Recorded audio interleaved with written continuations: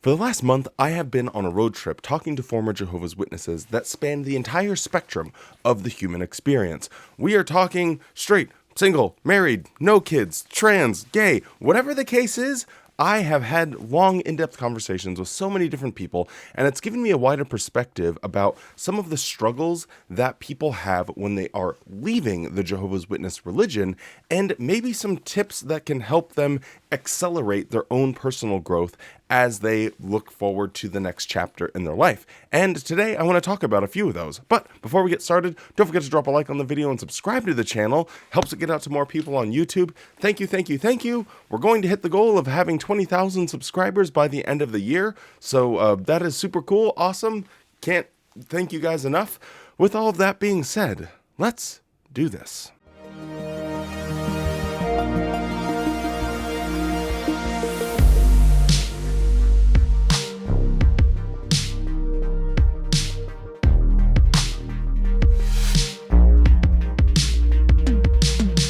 Hello and welcome back to the JW Thoughts channel. My name is Wally, and today we are talking about 3 things that are really quintessential when you are exiting the Jehovah's Witness faith.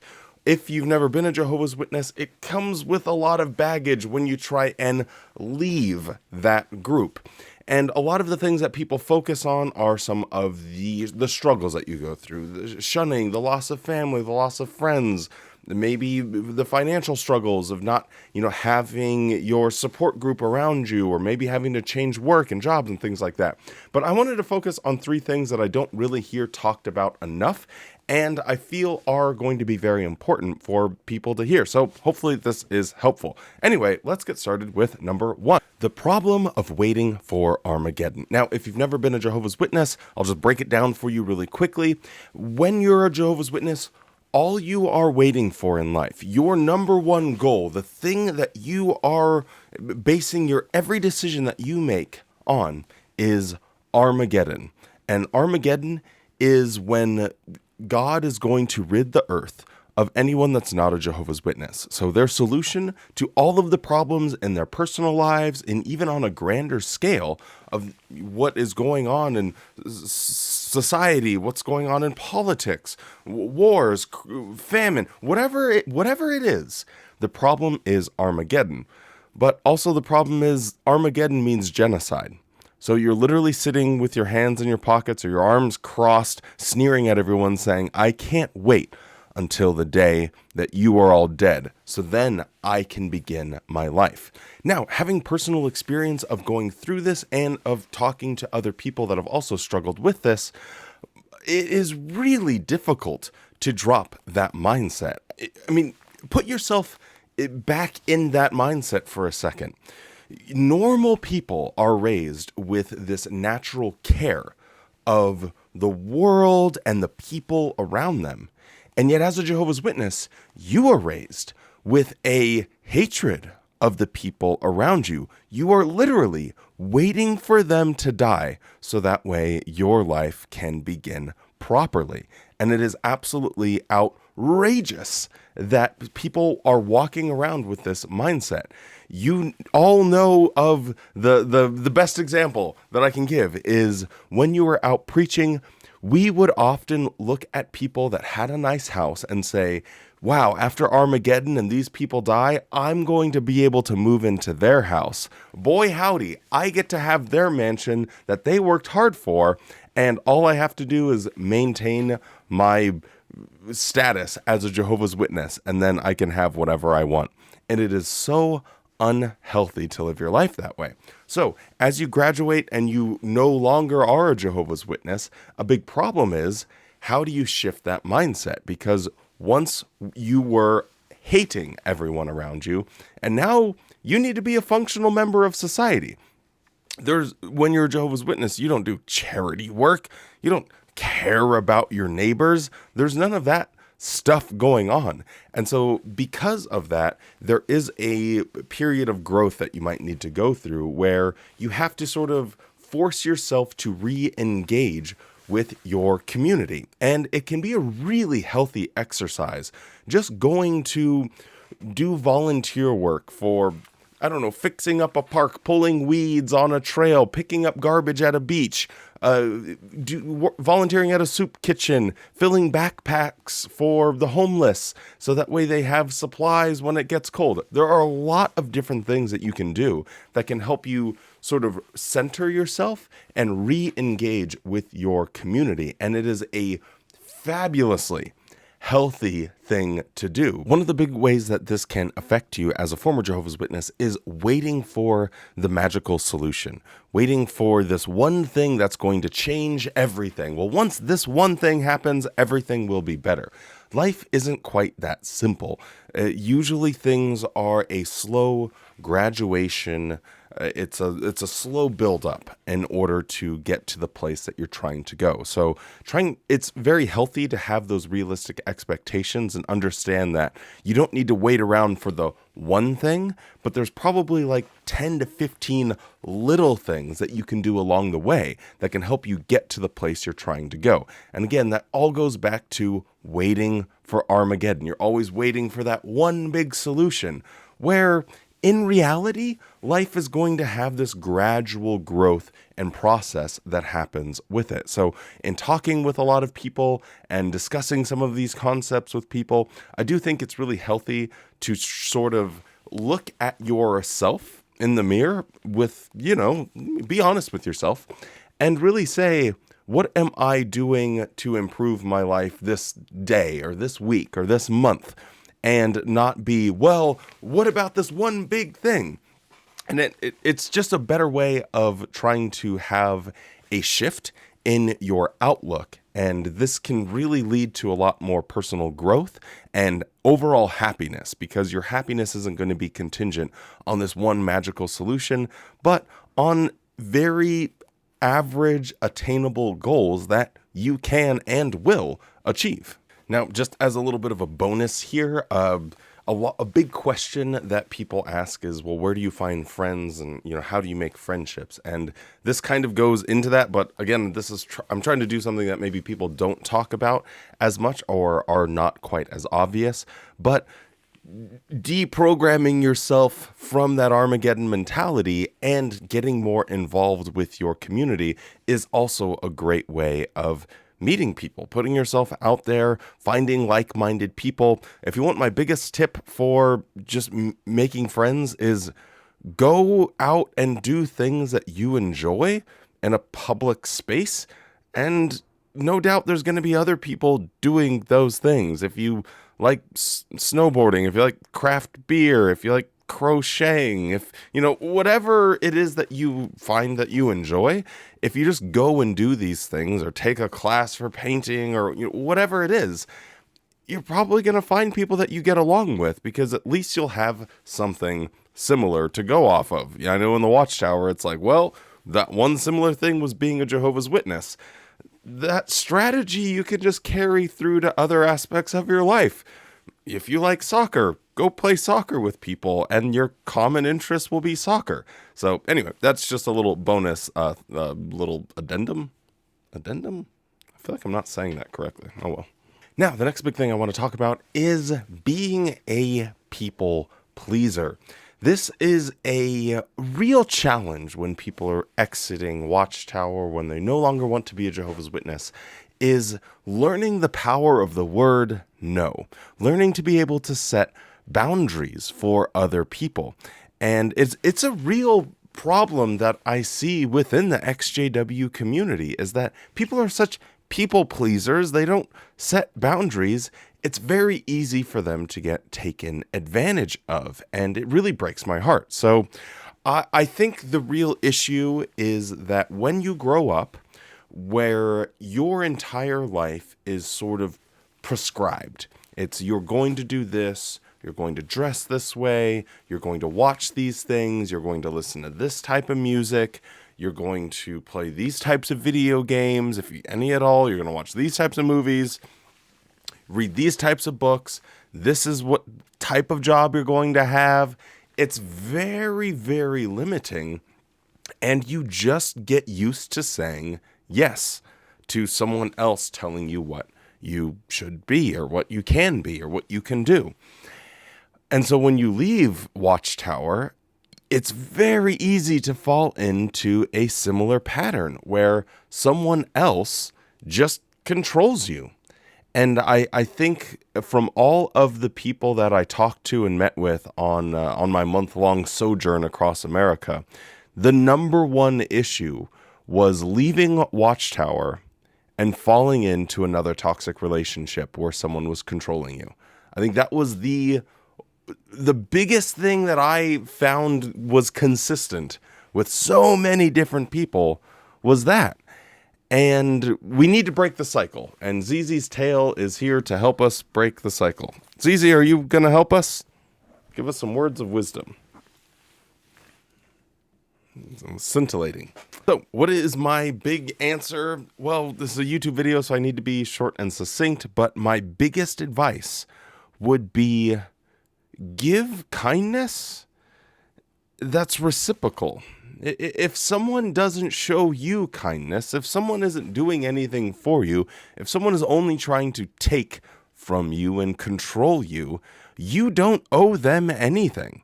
If something makes you uncomfortable, if you don't want to be in a situation, if your mind naturally says, no, I don't like that for me, then stop.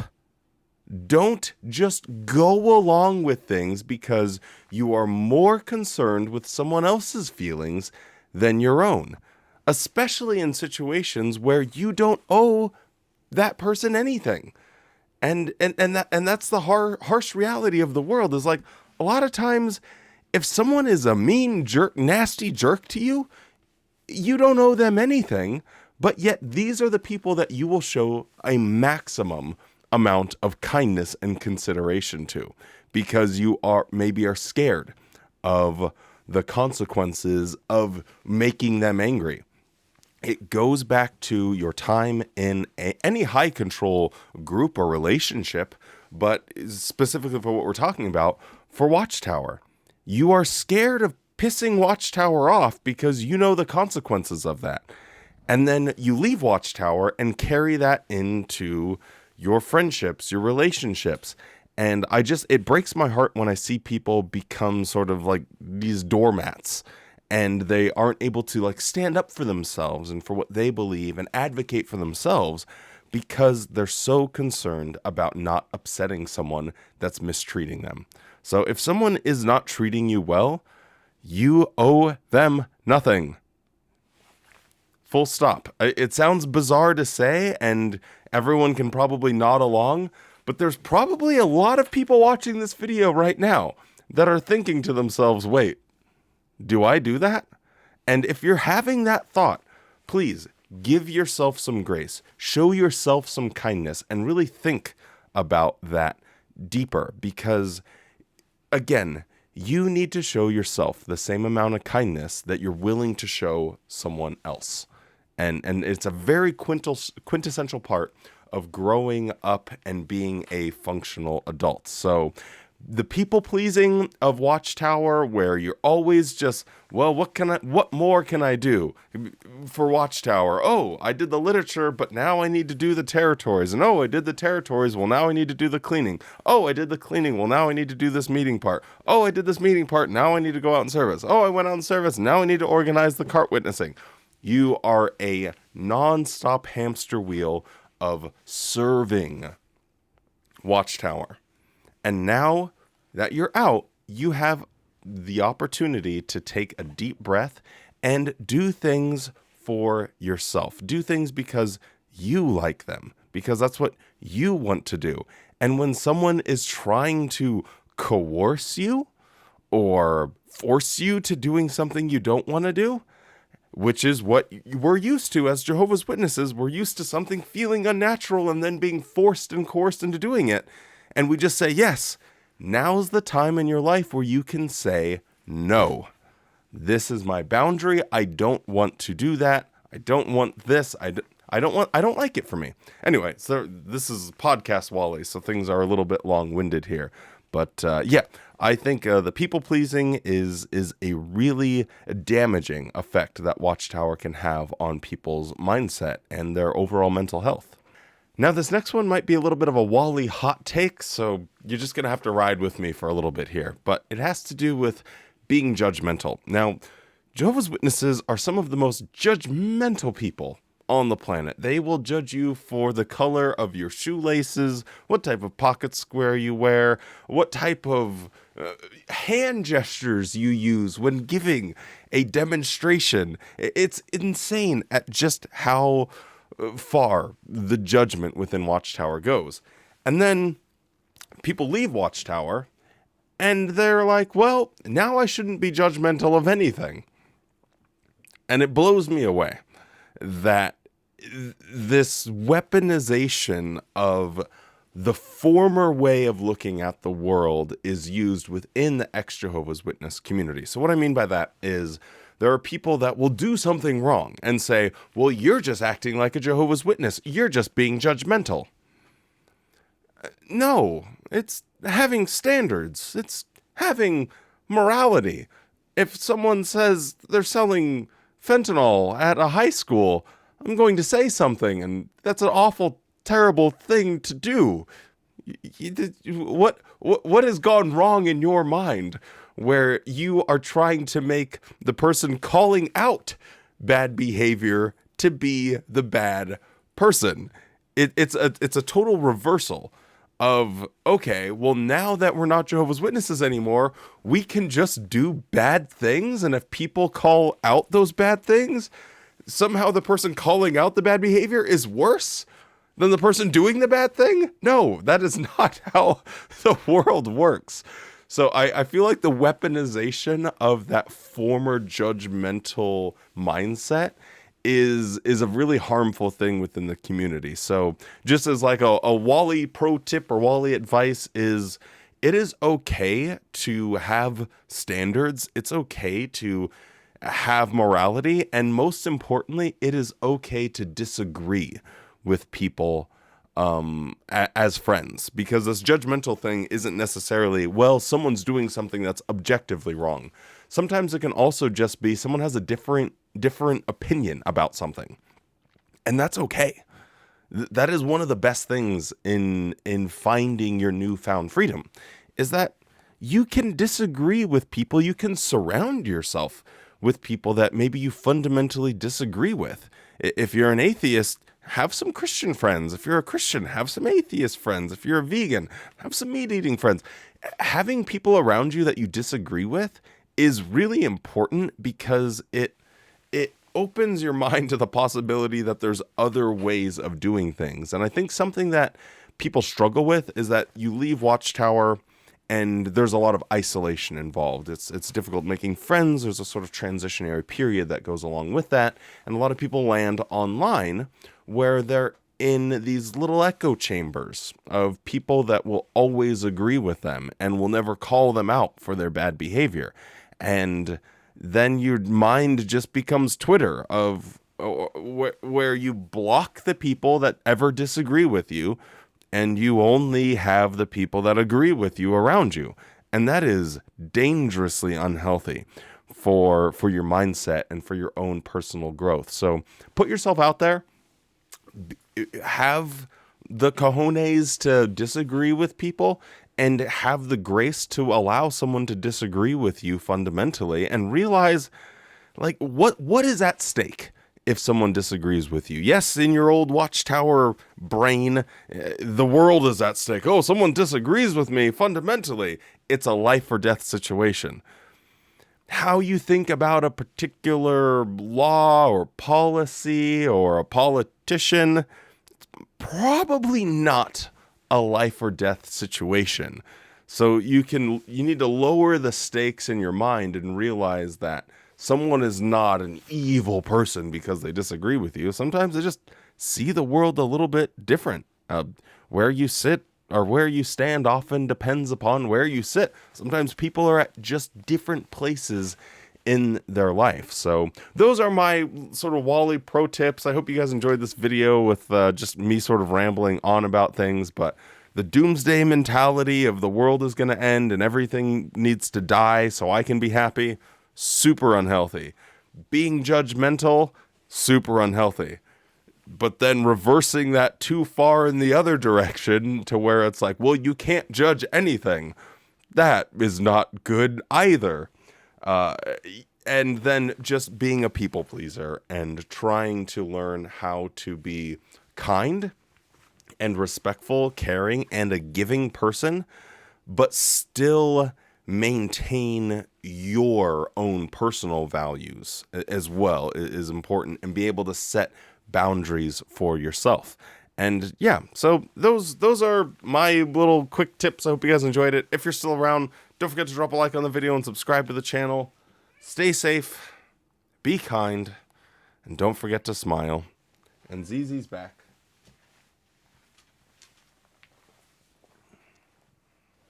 And if ZZ's back, everyone's gonna have a good ass day.